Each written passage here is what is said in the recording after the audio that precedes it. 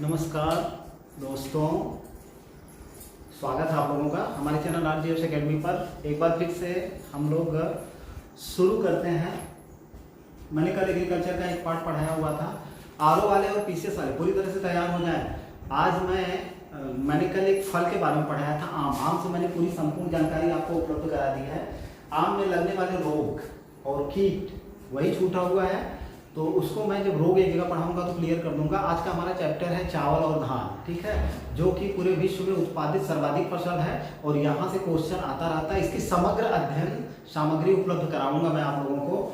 Video को ठीक से पूरी तरह से देखिए। पूरा PCS आप दे करके चले आएंगे, RO आप दे करके चले आएंगे, किसी भी स्टेट का हो कोई दिक्कत नहीं होगी। मैं बताऊंगा भी कि कहाँ से क्वेश्चन आता है, ठीक है, क्वेश्चन कहाँ से आता है इसको क्लियर कराऊंगा। तो सबसे पहले हमारा चैप्टर क्या होगा, चावल। हम लोग आज चावल के बारे में पूरा अध्ययन करेंगे, एक एक चीज लेकर के, ठीक है। तो सबसे पहला फैक्ट इसका क्या आता है, सबसे पहला फैक्ट जो इसका आता है, कुल। इसका कुल कौन सा है, इसका कुल है ग्रेमिनी। क्वेश्चन पूछा गया है कि चावल का कौन सा कुल है ग्रेमिनी। तो आराम से याद कर सकते, अधिकतर जो धान्य फसलें हैं उनका कुल ग्रेमिनी ही है, ठीक है। चावल गेहूं वगैरह जितनी भी धान्य फसलें हैं उनका कुल ग्रेमिनी है। बाकी तिलहन और क्या बोलते हैं कुछ नकदी फसलें हैं उनके कुल आपको अलग मिल जाएंगे। तो ग्रेमिनी यानी गेन, ठीक है, गेन से याद करके रखिए, गेन, ठीक है, ग्रेमिनी। चावल का कुल क्या है, ग्रेमिनी। इसका वानस्पतिक नाम, सेकंड पॉइंट आपका आ जाता है वानस्पतिक नाम। वानस्पतिक नाम, इसका वानस्पतिक नाम क्या है, इसका वानस्पतिक नाम है ओराइजा सेटाइवा। इसका वानस्पतिक नाम क्या है, ओराइजा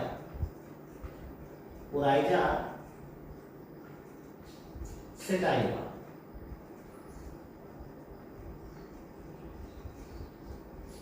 इसका वानस्पतिक नाम क्या है, ओराइजा सेटाइवा।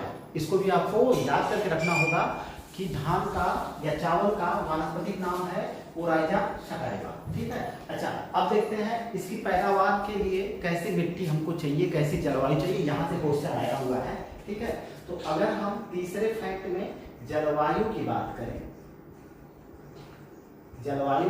करें, तो उपोष्ण जलवायु इसके लिए उपयुक्त होती है, ठीक है ना।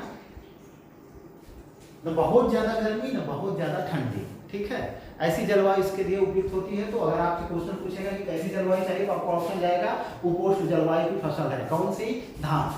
चौथा पॉइंट देखें भैया, चौथा पॉइंट क्या है कि इसके लिए कितने चावल के पकने के लिए तापमान लगभग कितना होना चाहिए, कितने डिग्री सेल्सियस तक तापमान होना चाहिए। तो तापमान की अगर हम बात करें तो अक्सर 25 से 27 डिग्री सेंटीग्रेड तक का तापमान इसके लिए उत्तम माना जाता है। 25 से 27 डिग्री सेंटीग्रेड तक का तापमान इसके लिए उत्तम माना जाता है। पांचवा चीज, वर्षा की अगर बात करें भाई, मतलब इसको पानी कितनी चाहिए, ठीक है ना, कितने सेंटीमीटर बारिश इसको चाहिए। तो इसको बारिश का जो सेंटीमीटर जाता है वह लगभग 75 से 125 सेंटीमीटर तक की वर्षा जो है इसके लिए पर्याप्त होती है। ये चारों फैक्ट आपको याद करके रखने हैं। पहला फैक्ट क्या है, ग्रेमिनी किस कुल का है, ग्रेमिनी कुल का है। वानस्पतिक नाम क्या है, ओराइजा सेटाइवा है। जलवायु कैसी चाहिए, उपोष्ण जलवायु चाहिए। तापमान कितना चाहिए, 25 से 27 डिग्री सेंटीग्रेड तापमान चाहिए। PCS देने जा रहे हैं तो सब कुछ आपको याद रखना पड़ेगा। RO देने जा रहे हैं आपको पूरा याद रखना पड़ेगा। वर्षा कितनी चाहिए, 75 से 125 सेंटीमीटर तक की वर्षा होनी चाहिए, बरसात होनी चाहिए। अगर हम छठे फैक्ट में मिट्टी की अगर बात करें या हम करें मृदा कैसी होनी चाहिए, तो चिकनी दोमट मृदा इसके लिए सबसे उपयुक्त मानी जाती है। चिकनी दोमट मृदा इसके लिए सबसे उपयुक्त मानी जाती है। ये रहे फैक्ट कि भाई अगर ऐसी जलवायु रहेगी तो ये सारी चीजें रहेंगी तो आपके चावल के उत्पादन पर उसका बढ़िया असर पड़ेगा, ठीक है। अच्छा, अब हम चलेंगे कि इसका पूरा एकदम फैक्ट क्लियर करेंगे, एकदम एक एक चीजें इसको देखेंगे कि कैसे इसकी रोपाई बुआई वगैरह वगैरह। तो सबसे पहली बात जो एकदम इजी और नॉर्मली फैक्ट है कि इसकी बुआई कब की जाती है। सातवां फैक्ट रोपाई कहते हैं ना इसको, रोपाई। तो इसकी रोपाई का जो महीना होता है वो जून जुलाई होता है, जून जुलाई, सॉरी यार, जून जुलाई, ठीक है। अब फसल से क्वेश्चन आता है कि भैया ये रबी की फसल है या खरीफ की फसल है, हालांकि उसके लिए मैं अलग से वीडियो बनाऊंगा। तो ये वाला क्वेश्चन बहुत ही अहम है। अगर जून जुलाई में बोया जा रहा है तो आप खुद समझ सकते हैं कि ये किसकी मतलब खरीफ की फसल होगी ना। रबी खरीफ और जायद की फसलें होती हैं मेनली, तो उसमें से धान की जो फसल है, जो खरीफ की फसलें होती है, उसकी बुआई कब की जाती है, जून और जुलाई महीने में की जाती है। तो ये वाली चीज आपको याद रखना पड़ेगा, ठीक है। तो जून जुलाई में इसकी VIMP है, इसको आप VIMP में डालिए। और एक खरीफ की फसल है, मृदा कैसी चाहिए, चिकनी दोमट मृदा चाहिए, बरसात कितनी होनी चाहिए, पानी कितनी होनी चाहिए, वर्षा की मात्रा में होनी चाहिए 75 से 125 सेंटीमीटर होना चाहिए, तापमान 25 से 27 डिग्री सेंटीग्रेड होना चाहिए, जलवायु उपोष्ण होनी चाहिए, वानस्पतिक नाम इसका ओराइजा सटाइवा है, और इसका कुल क्या है, ग्रेमिनी। गेम से आप याद करके रखिए कि भैया इसका कुल जो है ग्रेमिनी है। एक चीज और मैंने बताया, अधिकतर धान्य फसलों का जो कुल है वह ग्रेमिनी ही है, ठीक है। अब चलिए अगला फैक्ट देखते हैं इसका, 8वां फैक्ट। इसकी रोपाई की हर देशों में अलग अलग विधियां हैं, हर देशों में अलग अलग विधि है। जैसे हमारे यहाँ मेनली 2 विधि प्रचलित है, ठीक है ना। हमारे यहाँ 2 विधि प्रचलित है रोपाई की। जैसे एक विधि है श्री विधि। अब आपसे सीधे से क्वेश्चन करेगा कि भैया श्री विधि किस फसल की रोपाई से संबंधित है। आपका तुरंत ऑप्शन चला जाएगा कि भैया श्री विधि किस फसल से संबंधित है, धान की रोपाई से संबंधित है, ठीक है। किससे संबंधित है, धान से संबंधित है, धान की रोपाई से संबंधित है। और मेनली जो है हमारे यहाँ इसी विधि से धान की रोपाई करी जाती है। जैसे हम लोग क्या करते हैं कि धान के बीज को छिड़क देते हैं। धान के बीज जो है लगभग ये माना जाता है कि इस श्री विधि में धान के जो बीज होते हैं वो 21 दिन में तैयार हो जाते हैं रोपाई के लिए। फिर उसको उखाड़ते हैं हम लोग, फिर ले जाकर के रोप देते हैं, ठीक है। इसी को श्री विधि कहा जाता है, ठीक है। अच्छा, लेकिन इसमें एक चीज और आपको ध्यान में रखना है कि ये जो श्री विधि होती है इसमें मतलब धान के 2, 3 या 4 पौधों को एक साथ नहीं रोपा जाता है।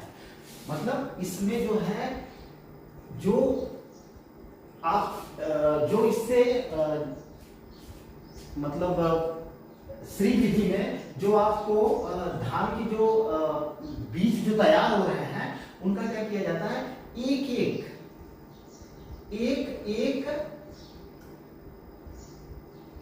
एक पेड़ मतलब पौधे को, एक पौधे को रोपा जाता है, जिसे हम लोग गांव की भाषा में क्या कहते हैं, संडा। किसकी रोपाई, जैसे संडा की रोपाई होती है ना, वैसे ही। तो श्री विधि में क्या किया जाता है, धान के एक पौधों को एक उचित दूरी पर रोपा जाता है। इसकी सबसे बड़ी विशेषता क्या होती है, माना जाता है कि इस विधि से रोपने में जो पैदावार होती है वह पैदावार काफी अच्छी होती है। अब इसको चलिए कुछ फैक्ट इधर देखते हैं।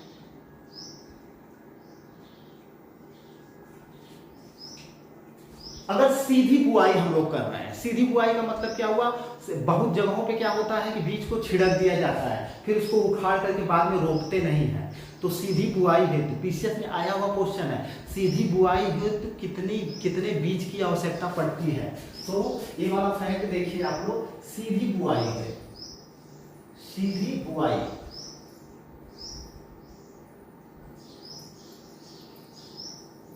अगर हम सीधे धान के बीज को छिड़क दे रहे हैं खेत में, तो उसके लिए हमको 75 से 100 किलोग्राम बीज की आवश्यकता पड़ती है पर हेक्टेयर। 75 से 100 केजी, ठीक है, पर हेक्टेयर।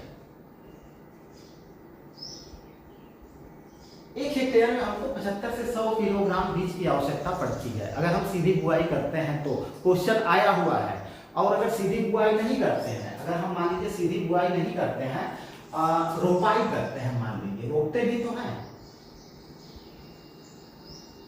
रोपाई अगर हम करते हैं तब कितने किलोग्राम बीज की आवश्यकता पड़ती है पर हेक्टेयर? तब जो है 23 से 30 किलोग्राम, यानी किलोग्राम बीज की आवश्यकता पड़ती है। अगर सीधी बुआई कर रहे हैं तो 75 से 100, और अगर रोपाई कर रहे हैं तो 23 से 30 किलोग्राम बीज की आवश्यकता पड़ती है। पीसीएस आरओ देने जा रहे हैं तो इसको आपको याद करके रखना पड़ेगा। हो सकता है क्वेश्चन पूछा गया है तो क्वेश्चन रिपीट कर सकता है, ठीक है। अगला देखें, धान की एक विशेषता क्या है कि यह स्वपरागित फसल है। धान क्या है? धान स्वपरागित फसल है, स्वपरागित फसल। इसको आपको याद करके रखना है। किसके परागण में किसी और की भूमिका नहीं होती है, यह स्वपरागित फसल होती है धान, ठीक है। और भी कई सारी फसलें हैं जो स्वपरागित हैं, तो जैसे जैसे फसलों को पढ़ेंगे वैसे वैसे हर चीज क्लियर होती चली जाएगी, ठीक है। अच्छा, अब मान लीजिए धान में बहुत से रोग लगते हैं, रोग तो अभी बाद में हम चलेंगे। सबसे पहले ये देखते हैं कि इसके लिए हम लोग किस प्रकार की खाद का प्रयोग करते हैं। आप वनडे से लेकर के पीसीएस तक के क्वेश्चन पेपर को उठा करके देख लीजिएगा तो वहां पे आपको मिल जाएगा कि नत्रजन के रूप में हम अजोला और नीलहरित शैवाल,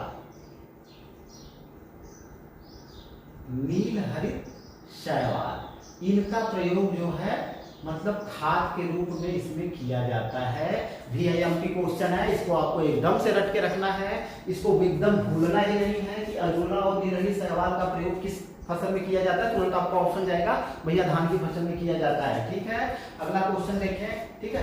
अच्छा, इसमें जो है जैसे रोगों से बचाने के लिए इसमें जिस खरपतवारनाशी बहुत से आते हैं, तो मेनली 2 खरपतवारनाशी जिनका प्रयोग इसमें किया जाता है। एक आपका खरपतवारनाशी की अगर बात करें तो एक है आपका प्रोपेनिल, ठीक है। इसको स्टेन 34 भी कहा जाता है। क्या कहा जाता है? स्टेन 34।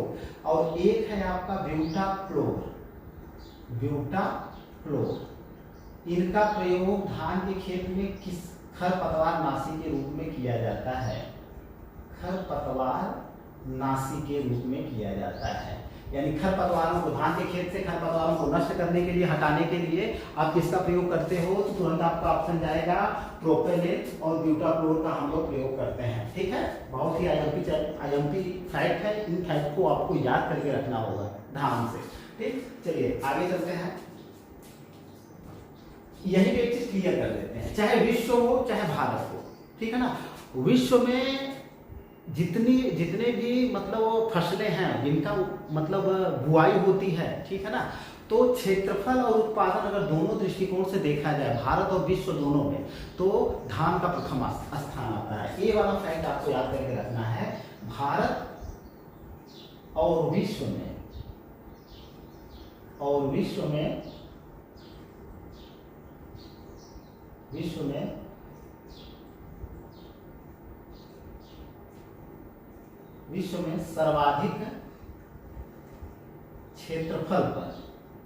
सर्वाधिक क्षेत्रफल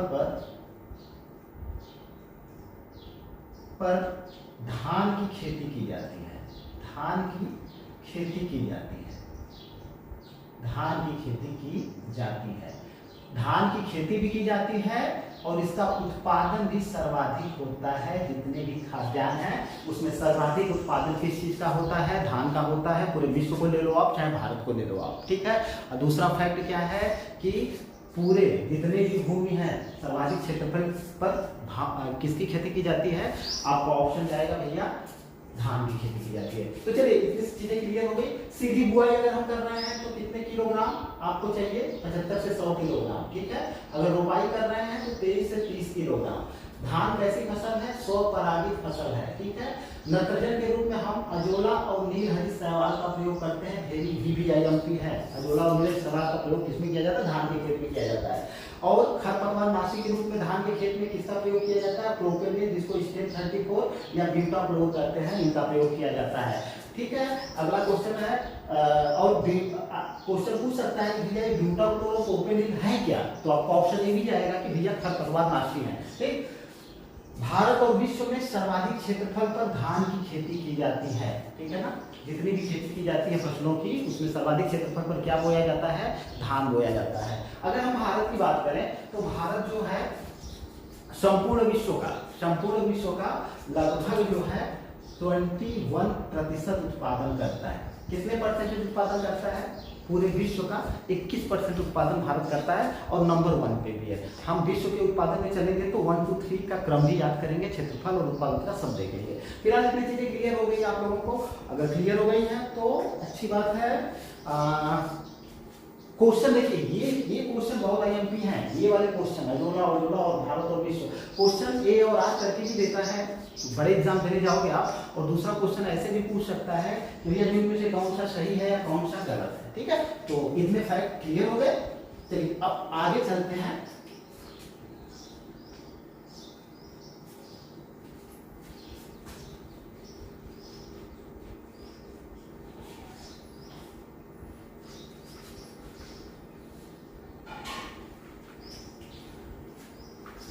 चावल से पहले जो अजोला, नील हरित शैवाल, प्रोपेनल और स्टेम 34 या ब्यूटाक्लोर जो भी बताया VIMP है, स्वपरागित फसल है, ठीक है ना।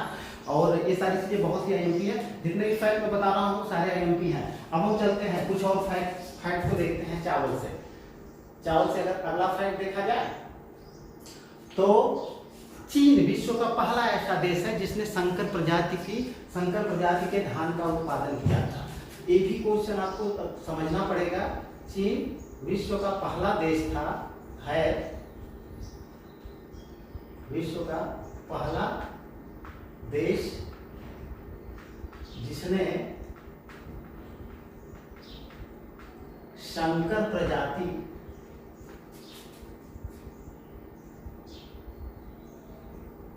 के चावल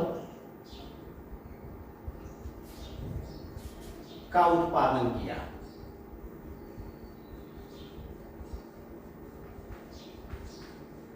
ठीक है, तो इसको आपको याद करके रखना है कि भैया विश्व का कौन सा ऐसा देश है जिसने सबसे पहले संकर किस्म की चावल का उत्पादन किया। तुरंत ऑप्शन मारिए चीन। जापान पे चले, दूसरा एक जापान से फैक्ट है। जापान विश्व का पहला देश है जिसने चावल की ऐसी किस्म का विकास किया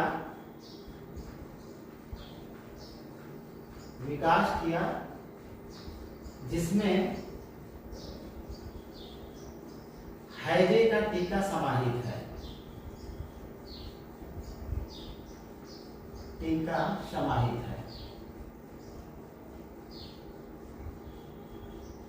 बहुत ही वीआईपी क्वेश्चन। जापान विश्व का ऐसा पहला देश है जिसने की चावल की एक ऐसी किस्म का विकास किया जिसमें हैजे का टीका समाहित है। यानी आप उस चावल को खा लीजिए, आपको हैजा नहीं होगा, या होगा तो उसकी तीव्रता कम होगी। हैजा जानते ही हैं। हैजा जो होता है किससे होता है? बैक्टीरिया से होता है, जीवाणु से होता है ना। साइंस में अगर आप पढ़ोगे तो ये जीवाणु से होता है और इसके जीवाणु के आकार कैसे होते हैं? कामा आकार के होते हैं। दोनों क्वेश्चन पूछा गया है, ठीक है। तो मतलब अगर आप चावल का सेवन करेंगे, जो करेंगे उसको हैजा नहीं होगा या कोलरा नहीं होगा, ठीक है ना। इसको हम क्या करते हैं? विब्रियो कालरी।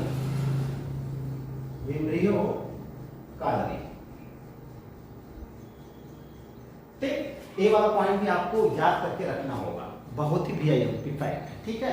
अच्छा देखिए, तीसरा फैक्ट अगर देखें तो जापान और फिलीपींस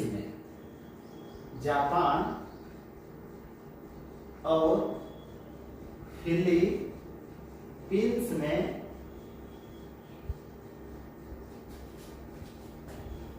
धान की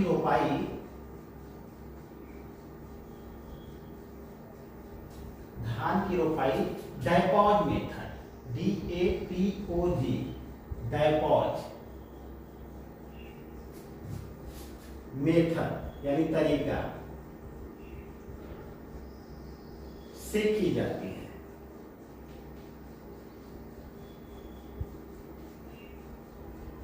ठीक है, और इसमें जो है जो धान के पौधे होते हैं वो 12 दिन में, सिर्फ केवल 12 दिन में तैयार हो जाते हैं, 12 दिन में तैयार हो जाते हैं रोपाई के लिए। है, आपको याद करके रखना है। डायपॉज मेथड क्या है? क्वेश्चन इजी टू मॉडरेट भी पूछता है। पहले तो पूछ सकता है कि डायपॉज मेथड द्वारा मतलब धान की रोपाई कहाँ भी की जाती है, तो आपका ऑप्शन फिलीपींस और जापान दोनों भी दे सकता है, जैसे देगा वैसे आप करोगे। और दूसरी बात यह है पूछ सकता है भैया ये जो डायपॉज मेथड है यह है क्या, यह किसकी कृषि से संबंधित है, तुरंत आपका ऑप्शन जाएगा भैया ये धान की रोपाई से संबंधित है। किससे संबंधित है? धान की रोपाई से संबंधित है डायपॉज मेथड। ठीक है, और इसमें फसल जो है धान के पौधे से 12 दिन में तैयार हो जाते हैं। हमारे यहाँ 21 से 30 दिन लग जाते हैं, यानी कि महीने तक चले जाते हैं। ठीक है, तो ए वाला फैक्ट भी IMP है। चौथा फैक्ट देखें, धान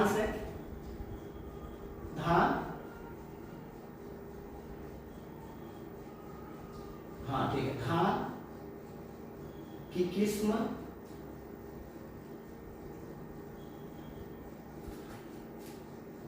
गोल्डन में विटामिन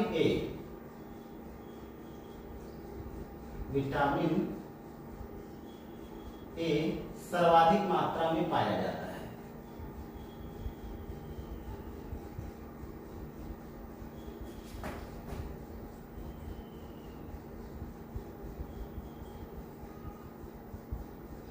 तो धान की जो ये गोल्डन किस्म है, धान की एक प्रजाति है गोल्डन। ठीक है, यहां से क्वेश्चन आया हुआ है, DIFP है, इसको आपको याद करके रखना है। धान की एक किस्म है गोल्डन। इस किस्म की सबसे बड़ी विशेषता क्या है कि इसमें विटामिन ए सर्वाधिक मात्रा में पाया जाता है।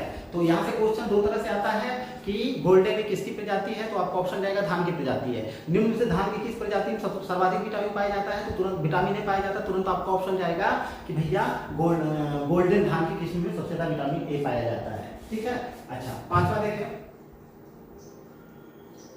चावल को धुलने पर सर्वाधिक मात्रा में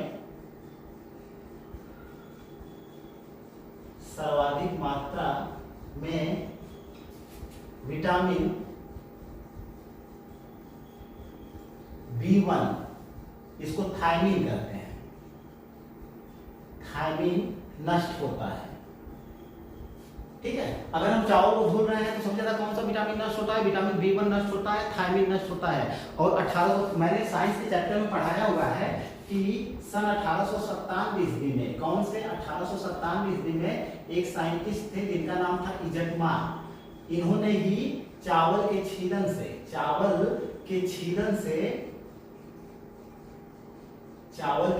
से क्या प्राप्त किया था? B1 को प्राप्त किया था, यानी थायमीन को प्राप्त किया था। और बताया था कि विटामिन B1 थायमीन की कमी से कौन सा रोग हो जाता है? बेरी रोग हो जाता है। ठीक है ना, विटामिन B1 या थायमीन की कमी से कौन सा रोग हो जाता है? बेरी रोग हो जाता है। तो इस फैक्ट को आपको याद रखना है कि चावल के धुलने पर, क्वेश्चन करें चावल के धुलने पर कौन सा विटामिन सबसे ज्यादा नष्ट हो जाता है, आपका तुरंत ऑप्शन जाएगा विटामिन B1 या थायमीन सबसे ज्यादा नष्ट हो जाता है। ठीक है ना, और साइंस मैंने पढ़ा दिया है, विटामिन B1 की खोज किसने करी थी? इजटमान ने करी थी। ठीक है ना, और उन्होंने ही बताया था कि विटामिन B1 की अगर कमी हो गई तो कौन सा रोग हो जाता है? बेरी रोग हो जाता है। विटामिन वाला चैप्टर जब मैं पढ़ाऊंगा तो बेरी के लक्षणों के साथ इसको क्लियर करूंगा। ठीक है, तो ये वाला फैक्ट क्योंकि धान से संबंधित है इसलिए यहाँ पे मैंने जिक्र कर दिया है। आगे देखें, चलिए इसको मिटाता हूँ। इसको मिटाने के बाद अब हम लोग सीधे आ जाएंगे धान की किस्मों पर। ठीक है, कुछ ऐसी चीजें हैं जैसे दिखेगा, मुझे लगता है दिखेगा। छठवां फैक्ट, भारतीय कृषि निदेशालय द्वारा निदेशालय द्वारा विकसित धान की सबसे बौनी प्रजाति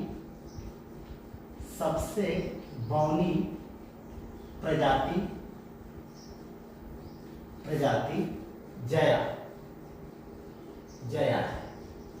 ठीक है, इजी टू मॉडरेट हो जाइए। ठीक है, किसने, यहाँ पे क्वेश्चन जो है आपको करके फंसा सकता है। भारतीय कृषि निदेशालय अलग संस्था है और भारतीय कृषि अनुसंधान संस्थान अलग संस्था है। ठीक है, तो ये संस्थाएं अलग हैं। तो क्वेश्चन करे कि जया का विकास किसने किया है, तो कृषि निदेशालय ने किया है। ठीक है, भारतीय कृषि निदेशालय ने किया है।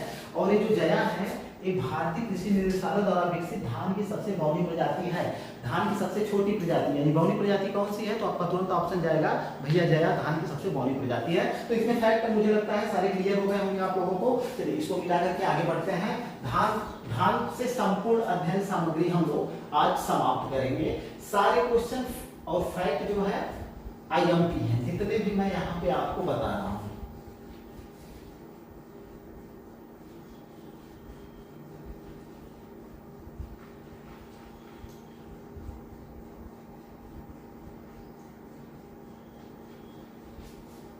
ठीक है, अब देखिए अभी कृषि निदेशालय ने किसका विकास किया था, जया का विकास किया था। अब देखिए भारतीय कृषि अनुसंधान परिषद संस्थान कहाँ पे, दिल्ली में है। तो एक फैक्ट आपका जाता है, भारतीय कृषि अनुसंधान परिषद ने भारतीय कृषि अनुसंधान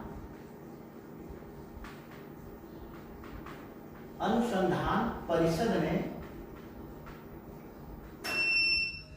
ने धान की सबसे अधिक उपज देने वाली प्रजाति, सबसे अधिक उपज देने वाली प्रजाति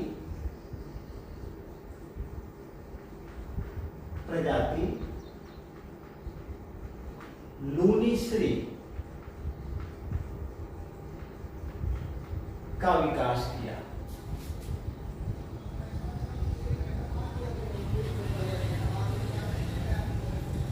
भी IMP फैक्ट है, बहुत ही IMP फैक्ट है। क्वेश्चन देखिए, पुराना क्वेश्चन पेपर उठा लीजिए, यहाँ पे क्वेश्चन पूछा गया है कैसे। ये जो लूनीश्री है यह सबसे ज्यादा पैदावार किसकी है, धान की किस किस्म की पैदावार सबसे ज्यादा है, तो आपका ऑप्शन जाएगा लूनीश्री की है।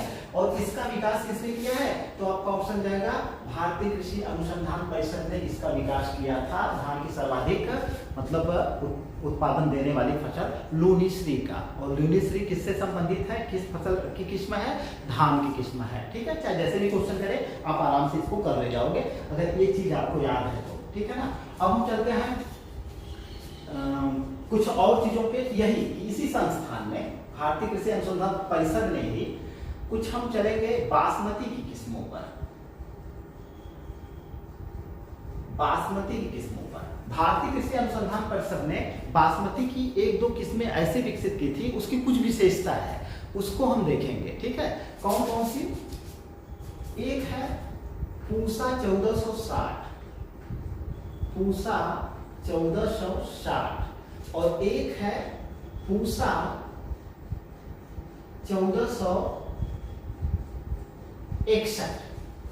पूसा 1460 और पूसा 1461 का विकास भारतीय कृषि अनुसंधान परिषद ने किया। और इसकी सबसे बड़ी विशेषता क्या है, और इसको एक ब्रांड नेम दे दिया। इसका ब्रांड नेम इन दोनों का 1460 और 1461 का ब्रांड नेम क्या दिया, इसमें इस संस्थान ने ब्रांड नेम क्या दिया, सुगंधा। ठीक है, ये क्वेश्चन बहुत ही IMP है, यहां से क्वेश्चन पूछे गए हैं और बार बार पूछे जाते रहेंगे। सुगंधा, सुगंधा जो है एक पूसा, ये भी आपको याद होना चाहिए, पूसा 1460 और पूसा 1461 दोनों का ब्रांड नेम क्या है, तो तुरंत ऑप्शन जाएगा कि सुगंधा है। और ये किसकी किस्म है, तुरंत आपका ऑप्शन जाएगा भैया ये बासमती की किस्म है। इसका विकास किसने किया है, तुरंत आपका ऑप्शन जाएगा भारतीय कृषि अनुसंधान परिषद ने इसका विकास किया है। ठीक है, और इसको जो है मेनली निर्यात के लिए इसका जो विकास किया गया है मेनली विदेशों को निर्यात करने के लिए, ठीक है, विदेशों को निर्यात करने के लिए इसका विकास किया गया है और ये महंगा चावल भी है। अब देखिए यहाँ से दो फैक्ट और आईएमपी है। दो फैक्ट कौन कौन से आईएमपी हैं कि ये जो सुगंधा है ना, ये दुनिया का पहला सुपर फाइन अनाज है, सुपर फाइन अनाज है। दूसरी विशेषता इसकी क्या है कि किसानों तक पहुंचने वाला, किसानों तक पहुंचने वाला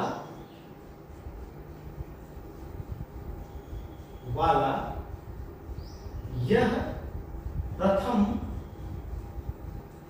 बायोटेक चावल है, बायोटेक चावल है। ये फैक्ट बहुत ही आईएमपी है। एक है परी और एक है आपका किरण। परी और किरण दोनों लड़कियों का नाम है। ये परी और किरण जो है किसकी किस्म है? धान की किस्म है। और धान की कौन सी किस्म? किसकी? बासमती की किस्म है, ठीक है। अब देखिए बासमती से ये चीजें आपको याद करके रखना है। ये वाला फैक्ट बहुत ही आईएमपी है। क्या आपको याद करके रखना है? भारतीय कृषि अनुसंधान परिषद ने पूसा, बासमती की पूसा 1407 और पूसा 1461 का विकास किया और दोनों का ब्रांड नेम क्या दिया? दोनों का ब्रांड नेम दिया सुगंधा, ठीक है ना। इसको किसके लिए विकसित किया गया? मकसद क्या था? निर्यात करने के लिए विदेशों में। यह दुनिया का पहला सुपर फाइन अनाज है। दुनिया का पहला सुपर फाइन अनाज कौन सा है? तो सुगंधा है, ठीक है। 1407 1461 है, दोनों बासमती की किस्म है। किसानों तक पहुंचने वाला प्रथम बायोटेक चावल कौन सा है? तो सुगंधा है, या पूसा 1460 या पूसा 1461 है। एक परी और किरण किसकी किस्म है? तो धान की किस्म है। और धान में भी किसकी किस्म है? तो बासमती की किस्म है, ठीक है। चलिए इतने फैक्ट क्लियर हो गए। अब कुछ किस्मों को और देखते हैं क्योंकि वहां से क्वेश्चन आते हैं कि ये धान की किस्म है या किसकी किस्म है। जो आईएमपी है उसी को हम देखेंगे, ठीक है। किस्म हेडिंग डाल दिया है, किस्म, किस्में, ठीक है। तो किस्मों में कुछ है जैसे साकेत, साकेत है। गोविंद, गोविंद है। कावेरी है, कावेरी है। रत्ना है, जया है। सरजू है। बाला है। नूनीश्री है। अब इसमें से मैं आप लोगों को बता दूं कि ये सारी जितने भी किस्में हैं, आज किस्में नहीं, ये पुरानी किस्में हैं और इन किस्मों से क्वेश्चन आया हुआ है। पद्मा किसकी किस्म है या जया किसकी किस्म है, तो आपको इनको सबको रखना पड़ेगा, रख के। साकेत, अयोध्या नगरी, गोविंद भगवान कृष्ण का नाम, कावेरी नदी, रत्ना और जया लड़की का नाम, सरजू नदी, बाला लड़की का नाम, लूनी श्री, लूनी एक नदी, ठीक है। तो यहाँ से मैं बता दूं आपको सबसे ज्यादा लूनी श्री मैंने पीछे पढ़ाई किया है, सर्वाधिक उत्पादन करने वाली, उत्पादन देने वाली किस्म है। तो लूनी श्री बहुत ही VIMP है। बाला भी बहुत ही VIMP है। मैंने देखा है साकेत, गोविंद, कावेरी, रत्ना से भी क्वेश्चन, जया से भी क्वेश्चन आया हुआ है। तो इसको आप याद करके रखोगे। साकेत, गोविंद, कावेरी, रत्ना, जया, सरजू, बाला, लूनी श्री किसकी किस्में हैं? तुरंत आपको ऑप्शन जाएगा किसकी किस्म है। देखिए अब हर चीज के लिए आप ट्रिक नहीं बना सकते हो, हर चीज के लिए मैं ट्रिक आप नहीं बना सकते हो। तो इसको आपको याद करके रखना पड़ेगा। भैया ये किसकी किस्म है? सीधे सीधे आपको ऑप्शन जाएगा भैया ये जो है धान की किस्म है, ठीक है। चलिए कुछ नवीनतम किस्में क्या विकसित की गई है, कुछ नवीन किस्में क्या विकसित की गई हैं जो कि धान की ही है, नवीन किस्में, ठीक है। तो नवीन कुछ किस्में विकसित की गई है, उसमें से 5-6 IMP हैं, उन्हीं को हम देखेंगे। जैसे एक है आपकी धनराशि, धनराशि, ये क्या है? धान की किस्म है। एक है आपकी डांडी, एक है आपकी गौरी और एक है आपकी श्वेता, एक है आपकी भूदेव, एक है आपकी शाह सारंग, शाह सारंग। एक है आपकी चिंगम, जो चिंगम चबाते हैं। और एक है आपकी धानु। ये थोड़ा नई किस्म है, ठीक है। 15-16 में इसका विकास 2015-16 में ये विकसित की गई थी। अब देखिए ये भी धान की किस्में हैं, यहाँ से भी क्वेश्चन आया हुआ है, इसको भी आपको याद करके रखना पड़ेगा। कौन कौन सी? धनराशि, धन से धान ही होगा, तो इसको आप ऐसे याद कर सकते हो। डांडी, ठीक है ना, डंडिया, डंडिया से आप याद करके रखो, डांडी डंडिया, डंडिया से याद करके रखो कि भैया ये किस किस्म है? धान की किस्म है, ठीक है ना। गौरी, ठीक है ना, माता पार्वती का पर्यायवाची गौरी है, तो गौरी से याद करके रखो आप, ये भी धान की किस्म है। श्वेता लड़की का नाम। देखिए श्वेता से एक चीज मैं आपको कंफर्म बता दूं कि श्वेता जो है ये धान की भी किस्म है, और एक श्वेता जो है अमरूद की भी किस्म है, एक श्वेता अमरूद की भी किस्म है। तो श्वेता से क्वेश्चन आ सकता है कि श्वेता निम्न से किसकी किस्म है, तो उसमें अमरूद भी ऑप्शन में शामिल करेगा, तो अमरूद और धान दोनों हो जाएगा। श्वेता एक भूदेव है, भूमि के देवता, ऐसे याद करिए, भूमि के देवता मतलब किसकी किस्म है? धान की किस्म है। शाह सारंग, ठीक है, शाह सारंग, सारंग कई चीजों के पर्यायवाची, कई चीजों का पर्यायवाची है। शाह सारंग किसका है? तो आपका ऑप्शन जाएगा भैया ये धान की किस्में हैं। तो इन किस्मों को आपको याद करके रखना है, इतनी किस्में आप याद करके रखिए, क्वेश्चन यहीं से आएंगे, कंफर्म है, ठीक है। चलिए आगे चलते हैं। धान का पूरा चैप्टर हमको क्लियर कर देना है।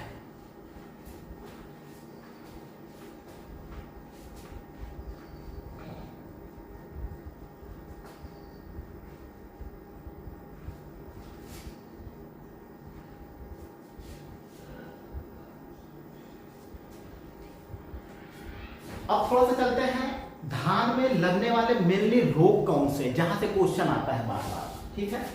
धान को प्रभावित करने वाले जो रोग होते हैं, ठीक है, तो 4-5 ऐसे रोग हैं जहां से क्वेश्चन आते हैं, ठीक है।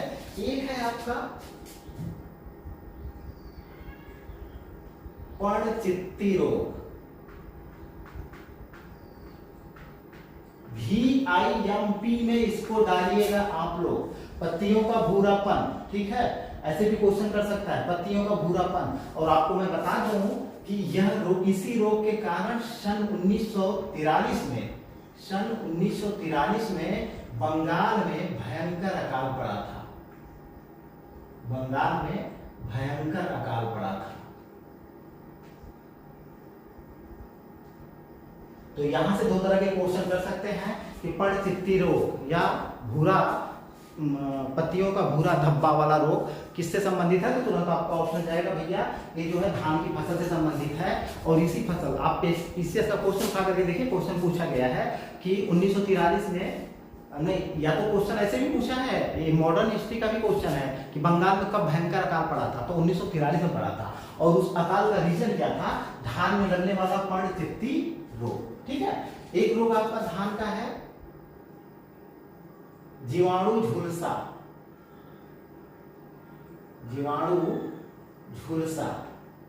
2 प्रकार के झुलसा लगते हैं, एक है आपका शीत झुलसा, शीत झुलसा, और एक आपका है झोंका, और एक आपका है खैरा। खैरा रोग जस्ते की कमी से लगता है, जस्ते की कमी से। एक क्वेश्चन पूछा गया है कि खैरा रोग किस कमी से लगता है और किस फसल में लगता है, तो इतने रोग आपको याद करके इसमें रखना पड़ेंगे, ठीक है ना। पर्णचित्ती रोग को आपको याद करके रखना पड़ेगा। सन 1943 में बंगाल में भयंकर अकाल पड़ने का कारण धान में लगने वाला पर्णचित्ती रोग है। जीवाणु झुलसा धान में लगता है, शीत झुलसा धान में लगता है, झोंका धान में लगता है, और खैरा धान में लगता है, और किसी कमी से लगता है, जस्ते की कमी से लगता है, ठीक है। अब कुछ कीट देखते हैं धान की जो IMP है। कीट की अगर हम बात करें तो 2 कीट बहुत ही IMP है जो बार बार एग्जाम में पूछे गए हैं, ठीक है। अब जैसे एक है आपका सैनिक कीट, सैनिक कीट, और एक आपका है गंधी कीट, गंधी कीट। इन दोनों कीटों को आपको याद करके रखना पड़ेगा। भैया ये दोनों कीट किससे संबंधित है? धान की फसल से संबंधित है, सैनिक कीट और गंधी कीट। ठीक है, तो इसको आप याद कर सकते हो ना,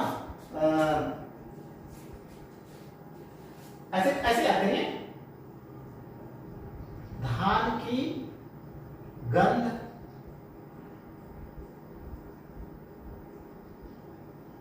सैनिकों तक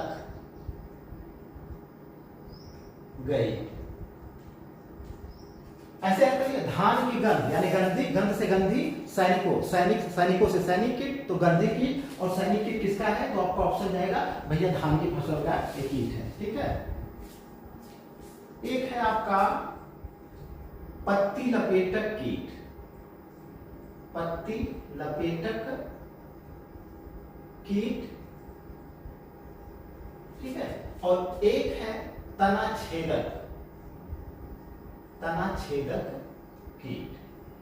तो इन कीटों को फिलहाल आप याद करके रखिए। इसमें से सबसे आईएमपी कौन कौन से हैं? एक है सैनिक कीट है आपका, और गंधी कीट सबसे आईएमपी है। आप पेपर उठा करके देखिए, यही से क्वेश्चन ज्यादातर आया हुआ है। पत्ती लपेटक कीट भी होता है और तना छेदक कीट भी होता है। तो सैनिक कीट और गंधी कीट को आप याद करके रखिए। धान की गंध सैनिकों तक गई, यानी सैनिकों से सैनिक हो गया और गंध से गंधी हो गया। ऐसे याद करके आप रख सकते हो। ठीक है, चलिए अब आगे चलें। कुछ किस्मों का अभी एकदम नए में इजाद किया गया है, धान की कुछ किस्मों का। कुछ किस्में और हैं जो अभी इजाद की गई हैं, उनके नाम आपको याद करने में थोड़ी भी दिक्कत नहीं होगी, क्योंकि उनका नाम गिनती से शुरू किया गया है, एक ही गिनती में उसमें जोड़ दिया गया है।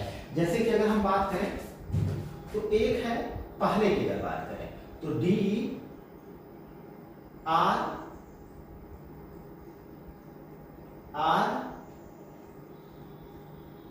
53। अच्छा, इसका विकास भी किसने किया है? भारतीय कृषि अनुसंधान परिषद ने, भारतीय कृषि अनुसंधान परिषद ने, अनुसंधान परिषद ने। ठीक है, DRR 53। अब ऐसे ही 54 है, 55 है, 56 है, ऐसे करके 4 किस्मों का विकास किया है। भारतीय कृषि अनुसंधान परिषद ने धान की नवीनतम कितनी किस्मों का विकास किया है? 4 किस्मों का विकास किया है। और इन 4 किस्मों का विकास करने का उसका मेन उद्देश्य क्या रहा है कि जैसे कुछ ऐसे क्षेत्र हैं जो असिंचित हैं, ठीक है ना, जहाँ पे बरसात नहीं हो पाती है, तो उनके लिए कुछ किस्में विकसित की गई हैं। और कुछ जो है कीट हैं जिसमें लगते हैं या कुछ रोग हैं, उन रोगों से सुरक्षा या बचाव के लिए इन किस्मों का विकास किया गया है। ये आगे पूछेगा तो सब पे नहीं जाएगा, क्लियर है, सिर्फ इतना आपको याद करके रखना है।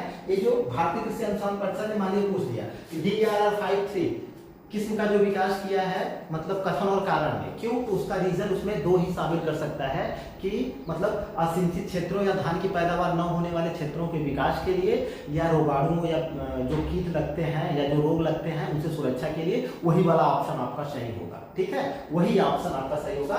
इसका मेन उद्देश्य क्या है कि न पैदावार वाले क्षेत्रों के लिए, जहाँ पैदावार नहीं हो पाती है, चाहे बारिश के कारण, बारिश ही मेन रीजन होता है, या हो सकता है मिट्टी की भी रीजन होता है, तो न पैदावार वाले क्षेत्रों के लिए इसका रीजन ये होगा, क्षेत्रों के लिए। या दूसरा रीजन क्या है कि रोगों से बचाव के लिए, मतलब इस किस्म का जो विकास इन किस्मों का किया गया है, या कुछ रोगों के प्रति क्या होते हैं, मतलब इनका इम्यूनिटी होता है, मतलब प्रतिरोधकता इनके पास होती है, तो कुछ रोग इसमें नहीं लग पाते हैं। तो यही 2 रीजन है, इनका विकास किया गया है। जैसे भारतीय कृषि अनुसंधान परिषद ने DRR 53 का विकास किसके लिए किया है, इसका मैं आपको मतलब क्लियर कर देता हूँ। चावल का एक रोग है ओरिजो रोग। अब ये देखिए आपके लिए नया फैक्ट आ गया है, ओरिजो रोग। अब यहाँ से आपको पूछेगा कि ओरिजो रोग किसमें लगता है, तुरंत आपको ऑप्शन जाएगा, नए क्वेश्चन है, ओरिजो रोग किसमें लगता है, तुरंत आपका ऑप्शन जाएगा धान में लगता है। तो ये जो ओरिजो रोग लग रहा था और चावल को नुकसान पहुंचा रहा था, उसके लिए DRR 53 का विकास किया गया है। इसी प्रकार से और भी दूसरा जो अगर देखा जाए तो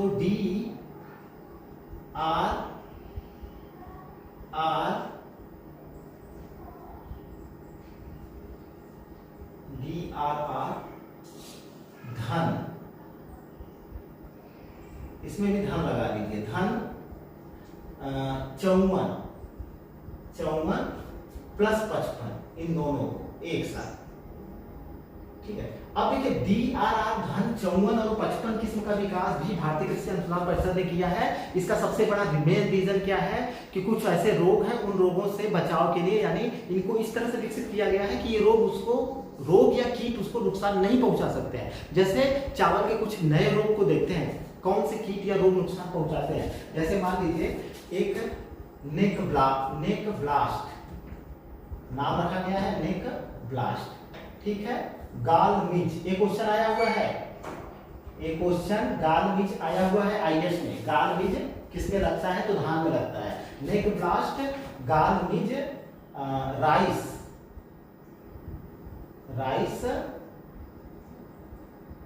थ्रिप्स, लीफ ब्लास्ट,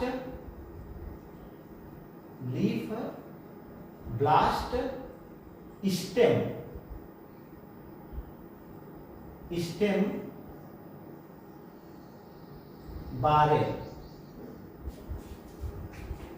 इन चीजों से ये जो रोग लग रहे हैं ना, जैसे देखिए अब ये नई चीजें आपको मिलने लगी हैं। इजी टू मॉडरेट, मतलब कहने का मतलब जितनी चीजें आप अपने पास रखोगे उतना ही खतरे से बाहर रहोगे आप।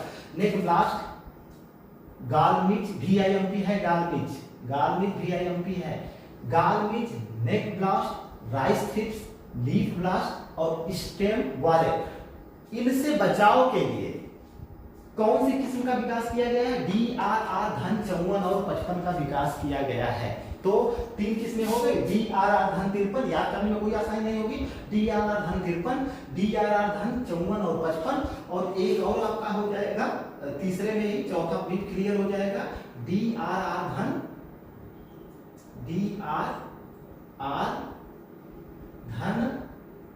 56, ठीक है, DRR धन 56। तो इसका भी विकास उसी लिए किया गया है, ठीक है। जैसे कुछ बहुत से ऐसे क्षेत्र हैं जहां पे धान की पैदावार नहीं हो पाती है, तो उनके लिए इनका विकास किया। मैंने कहा दो ही रीजन है, या तो इन किस्मों में का विकास इस ढंग से किया गया है कि उसमें रोग न लग पाए, या इस उद्देश्य से किया गया है कि जहां पे धान की खेती नहीं हो पाती है वहां पे इनकी उपज हो जाए। तो DRR धन 5 से, ठीक है। तो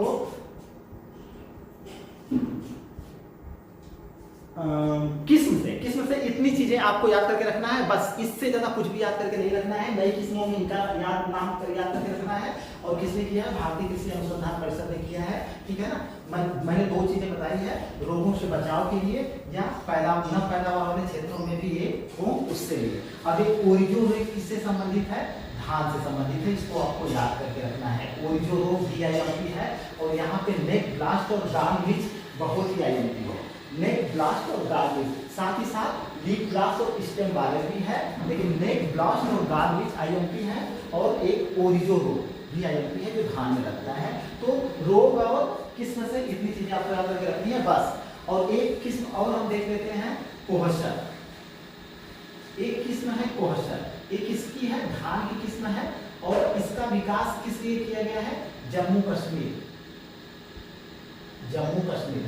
कैसा इलाका है, पहाड़ी इलाका है। तो पहाड़ी इलाकों में पानी टिक नहीं पाता है, तो असिंचित क्षेत्र के लिए जम्मू कश्मीर में पैदावार के लिए, जम्मू कश्मीर में बुआई के लिए। तो इसका ऑप्शन कई तरह से आप बना सकते हैं। जम्मू कश्मीर में बुआई के लिए किया गया है, मतलब पहाड़ी क्षेत्रों में भी इसकी बुआई हो सकती है और इससे पैदावार ली जा सकती है। तो कोहसर, किस किस्म का विकास किया गया है, कोहसर का विकास किया गया है, ठीक है ना। तो जम्मू कश्मीर के इलाकों में बुआई के लिए किस किस्म का विकास किया गया है, धान की किस्म, तो आपका ऑप्शन जाएगा कोहसर का विकास किया गया है। बस यहाँ से ये सारी चीजें क्लियर हो गई। अब हम लोग बस एक चीज और क्लियर करेंगे, आपका ऑप्शन, आपका ये वाला चैप्टर धान से जितनी भी चीजें हैं सारी चीजें यहीं से क्वेश्चन बनेंगे, और कोई आपको पेपर लेकर के आइएगा, कोई दिक्कत अगर आपको हो तो फिर आप मुझे कमेंट्स करिएगा, ओके, ठीक है। चलिए अब देखते हैं विश्व उत्पादन क्षेत्रफल, सब कुछ देखेंगे। पहले विश्व में चलते हैं, विश्व की बात करें, उत्पादन की बात करें। ठीक है, तो कम से कम तीन देशों का उत्पादन हमको साथ लेकर के चलना पड़ेगा। पहले, दूसरे और तीसरे स्थान पे कौन कौन से देश हैं? तो पहले स्थान पे हमारा भारत है, ठीक है, दूसरे स्थान पे चीन है और तीसरे स्थान पे इंडोनेशिया है।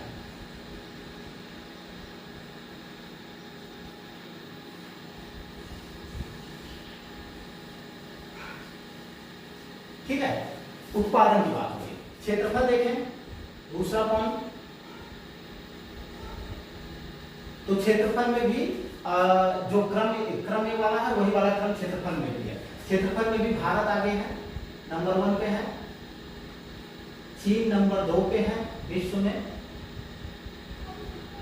और तीसरे नंबर पे आपका इंडोनेशिया ही है, इंडोनेशिया।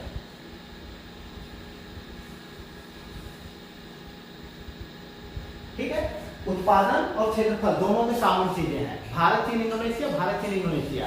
अब अगर निर्यात की बात करें, निर्यात से क्वेश्चन आया है ये पीसीएस में, निर्यात की बात करें तो पहले जो है थाईलैंड नंबर 1 पे था, लेकिन थाईलैंड को भारत ने पीछे छोड़ा और अब निर्यात में पहले नंबर पे कौन आ गया है? अब भारत आ गया है।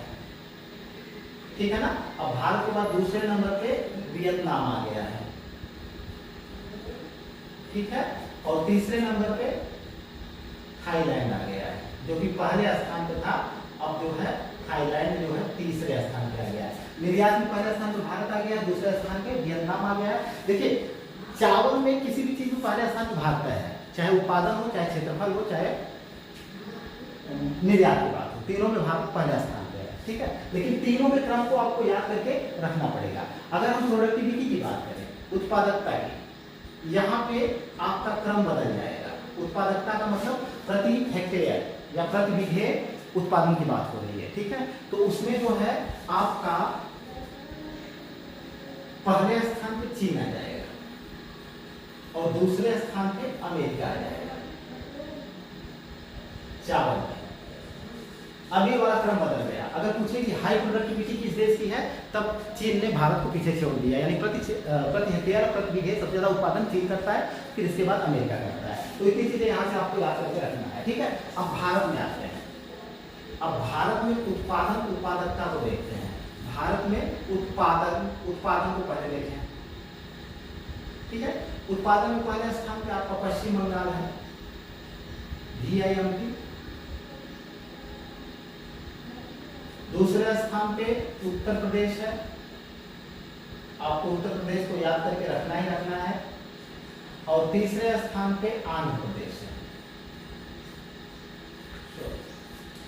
आंध्र प्रदेश। क्षेत्रफल की बात करें,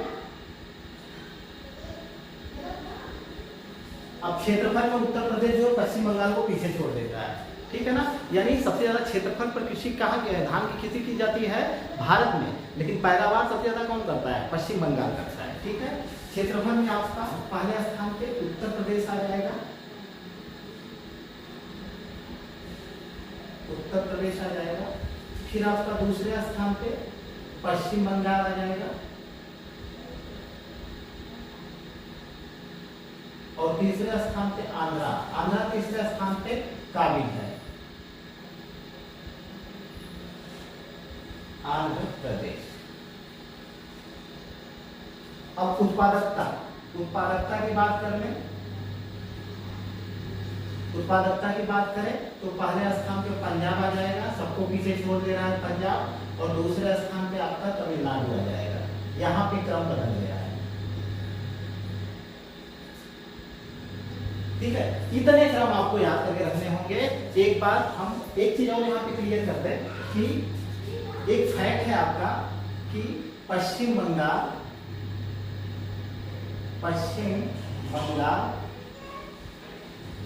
और तमिलनाडु में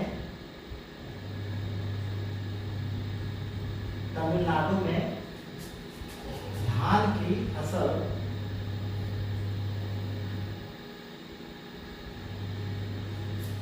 तीन बार, ठीक है, 3 बार पैदा करी जाती है कहाँ पे, पश्चिम बंगाल और तमिलनाडु में, ठीक है। और इन तीनों का नामकरण भी कर दिया गया है, जैसे ग्रीष्म काल में और शीतकाल में, और किस काल में उसका नामकरण किया गया है, जैसे बोरो, ठीक है। बोरो जो धान की फसल उगाई जाती है वो ग्रीष्म काल में, यानी ग्रीष्म के मौसम में, ठीक है।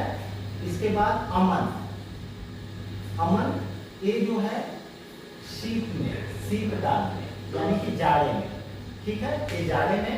और एक है आपका औस, ये जो है सितंबर अक्टूबर में।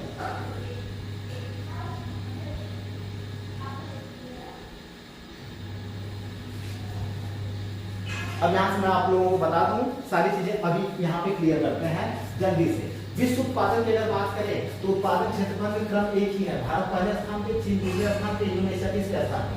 क्षेत्रफल की बात करें तो भारत पहले स्थान पे, चीन दूसरे स्थान पे, इंडोनेशिया तीसरे स्थान पे। क्षेत्रफल और उत्पादन दोनों में सेम क्रम है।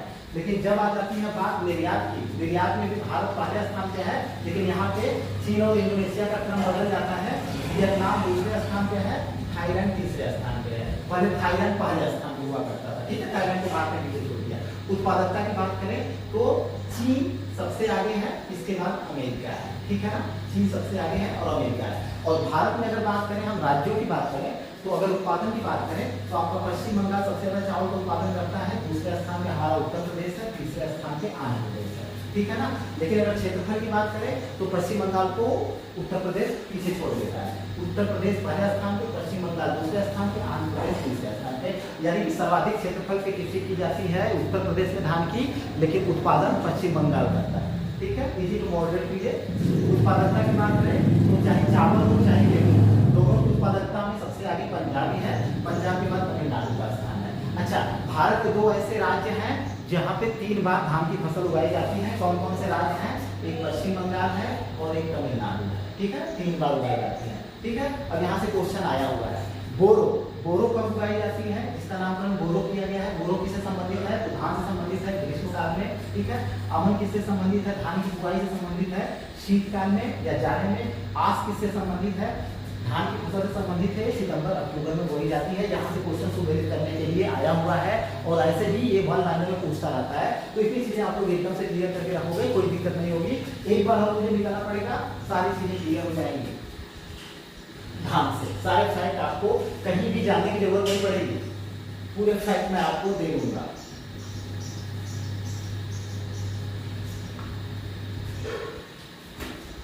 अब देखिए कुछ संस्थान देख लेते हैं जो IMP है। एक संस्थान है आपका, पहले विश्व का देखते हैं, अंतरराष्ट्रीय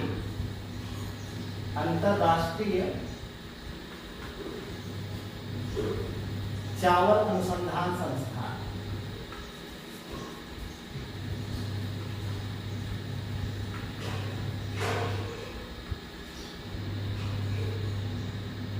संस्थान ये कहाँ पे है? मनीला में। और मनीला कहाँ की राजधानी है? आपके फिलीपींस की।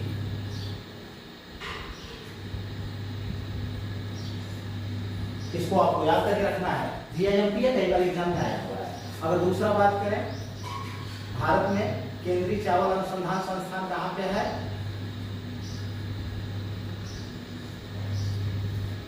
अनुसंधान संस्थान कहाँ पे है?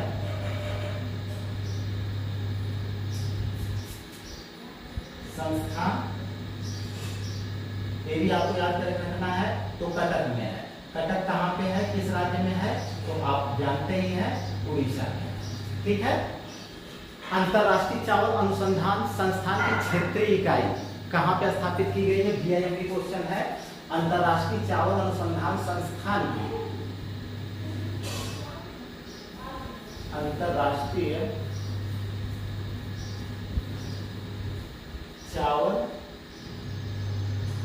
अनुसंधान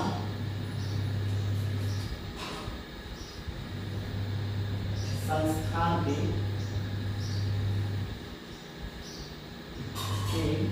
क्षेत्रीय इकाई। तो क्षेत्रीय इकाई कहाँ पे स्थापित की गई है? आपका ऑप्शन जाएगा वाराणसी में, ठीक है। VIMP ये तीनों फैक्ट है, तीनों फैक्ट को आपको याद करके रखना है, ठीक है ना। और धान को पानी की जरूरत पड़ती है। धान को पानी से रिसाव से बचाने के लिए क्या किया जाता है, तो पूछता है पंख भंजन क्या है, ठीक है। तो पानी के रिसाव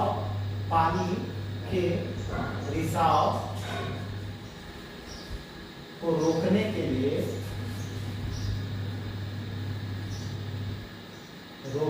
लिए मेड़बंदी, मतलब मेड़ों को बांधना।